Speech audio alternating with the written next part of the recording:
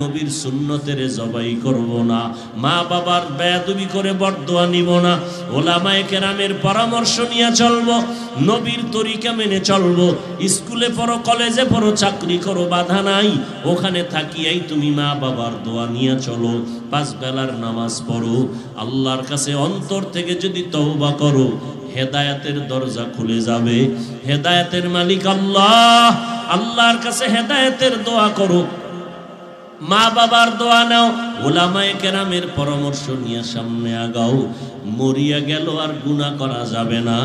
যদি খাঁটি নিয়ত করা যায়, আল্লাহর ওয়াদা, সাথে সাথে আল্লাহ পাক বান্দার গুনাহগুলো মাফ করে দিবেন। ও আল্লাহর বান্দারা, বৃষ্টির মধ্যে দোয়া কবুল হয়।